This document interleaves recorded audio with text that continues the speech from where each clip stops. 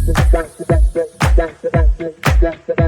gente! Nós somos o Teamcast, o podcast da Consciência 2023 do Colégio Montessori. Eu sou a Marina. Eu sou a Aniele. E hoje estamos aqui com uma pessoa muito especial, tá? Ele é professor, graduado em licenciatura em Química pela Unesp e fez o doutorado em Química Analítica também pela Unesp. E tem estágio, doutorado na Itália, tá? Com vocês, nós estamos palmas para o professor André Gustavo Mendonça. Professor, muito obrigada por ter sido um pouco do seu tempo, tá? Nos recebido. Obrigado também. E agora a gente vai começar a nossa conversa, a gente iremos debater sobre química, fontes de energia e sustentabilidade, que é um assunto assim, muito pertinente, né? Mas acho que não tão valorizado. Eu, por exemplo, vejo sustentabilidade como práticas que a gente pode ter no dia a dia para preservar o meio ambiente. Sim, sim. Realmente, né, Marina? Tem algumas práticas, por exemplo, como reciclar o lixo, né? Ter esse cuidado, né, com esse descarte também dos plásticos, né? Não utilizar água de forma tão exacerbada, né? Sim, com certeza. Mas essa é a nossa visão. Mas o que seria sustentabilidade? Então, se a gente falar sobre sustentabilidade ambiental, a gente pode falar de forma muito direta e clara, abordando algumas palavras-chave. Por exemplo, sustentabilidade é proteção ambiental. A gente utilizar o necessário para o nosso desenvolvimento sem causar prejuízo para as futuras gerações. O que a gente poderia resumir? Conservação e manutenção ambiental. A gente conserva e mantém o que a gente tem aqui para as futuras gerações. Sim, mas tipo, do ponto de vista dos combustíveis, né? Porque a gente utiliza muito no dia a dia, né? O etanol e a gasolina. Eu queria saber quais são as diferenças entre eles. Bom, etanol e gasolina são as formas de combustíveis mais utilizadas e mais difundidas, né? Então é um bom início para a gente fazer essa abordagem. Do ponto de vista de origem, por exemplo, o etanol ele é obtido pela fermentação alcoólica de açúcares de algumas espécies vegetais, certo? No Brasil, o que é mais comum? O etanol vindo da cana-de-açúcar, por conta de questões ambientais, regionais e até culturais. Estados Unidos, por exemplo, a principal fonte de etanol deles é o milho.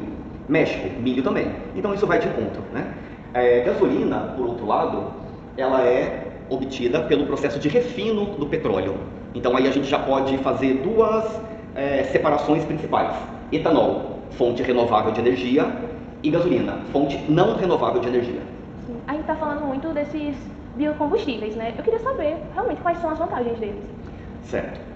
Ambientalmente, se a gente quiser fazer, por exemplo, uma diferença entre etanol e gasolina, né, tem muitos fatores ambientais que podem ser considerados. Então, o etanol já é conhecidamente menos poluente. Então, gera gases de efeito estufa? Sim, só que em menor proporção do que a gasolina, né? Então, quando a gente fala do biocombustível, a gente está falando aqueles combustíveis que são de origem natural. Aí você pode até fazer um gancho, por exemplo. Mas o petróleo, ele não veio de uma origem natural? Sim, só que a gente tem que pensar numa escala de tempo. Então, a fonte renovável do etanol, a escala de tempo é curta. Você consegue plantar cana, milho, muito rapidamente.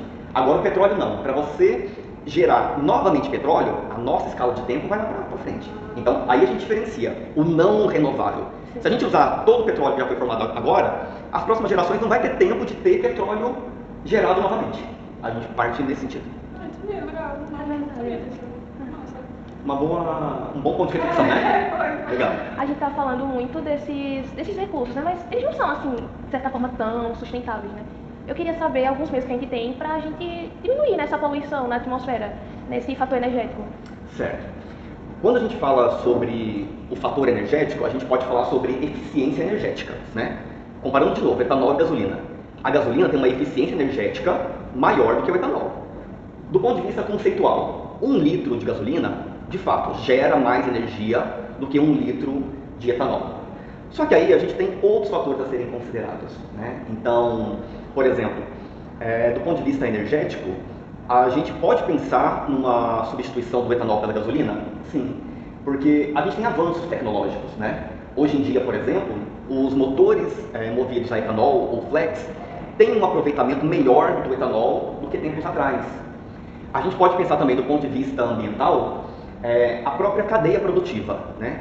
Então, renovável ou não renovável, né? O que a gente tem que fazer? Garantir que a produção seja sustentável. Não adianta a gente ter combustíveis de fontes renováveis, sendo que a sua cadeia produtiva não seja sustentável. Entendeu? Mas se for assim, para parar para pensar, né? De certa forma, digamos que etanol seria melhor, né, que a gasolina, assim. Do ponto de vista ambiental, sim, né? A gente tem muitos fatores positivos para o etanol, né?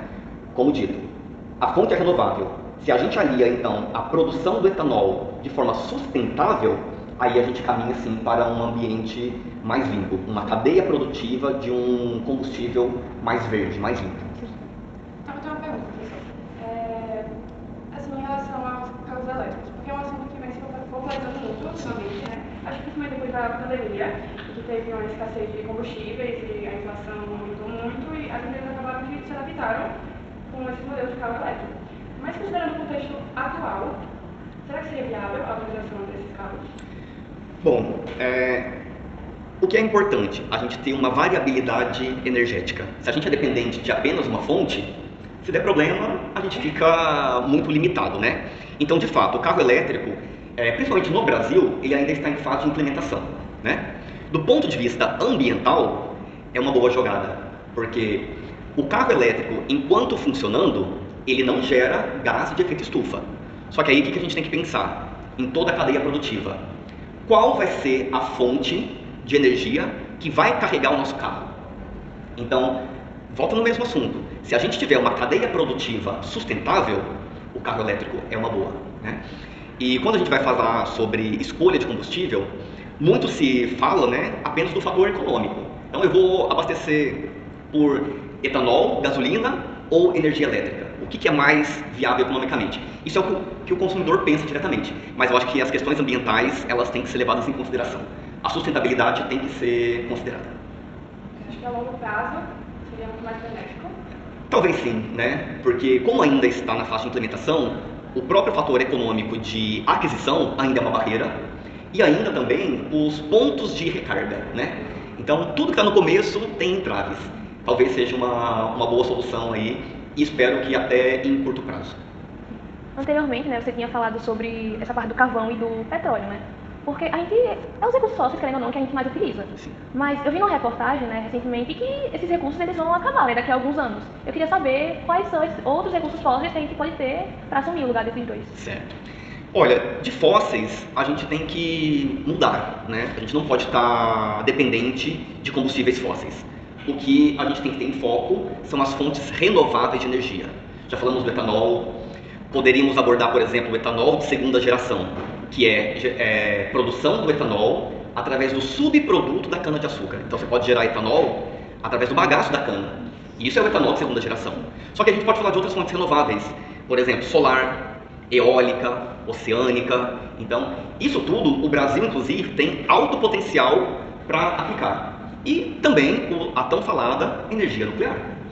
Mas, professor, a energia nuclear não seria danosa, não? Porque acho que quando a gente pensa em energia nuclear, a gente tem em mente os desastres de Chernobyl, por exemplo, que foi, assim, muito danoso. Tudo que a gente for fazer, qualquer atividade que a gente for fazer, ela tem maior ou menor impacto. Vamos falar do ambiental aqui, né? Que é o nosso foco. Então, se a gente falar, por exemplo, de uma geração de energia hidrelétrica, ela não gera resíduos na sua produção. Só que para produzi-la, para gerar energia, você teve que represar água. Então teve um impacto ambiental, um impacto social, econômico, de modo talvez até direto. Então tudo tem alguma conta ambiental a ser paga, né? Do ponto de vista conceitual, a geração de energia nuclear, ela é tida como uma geração limpa. Só que a gente tem os problemas dos resíduos que são gerados. Então, se a gente fizer uma gestão adequada da geração de energia nuclear, nós temos muitas pessoas que a defendem. Aqui eu não vou fazer, então, uma posição de favorável ou contra. O que eu acho que tem que ser feito? A geração consciente, né? Porque, de fato, a energia nuclear, se ela tiver algum problema em qualquer ponto, né, da sua geração, o dano ele é muito alto. Ele é muito alto de verdade.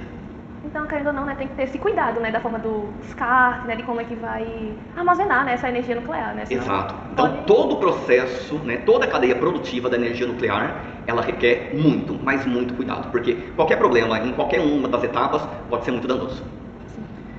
Recado final, né, que poderia dar. Tudo que a gente for fazer, o conceito de sustentabilidade, ele tem que estar presente. É assim que a gente vai garantir as nossas gerações futuras de maneira muito sustentável. Mais uma vez, muito obrigada, professor, por ter nos recebido, distribuindo um pouco do seu tempo, tá? E por hoje é só, gente. Um cheiro!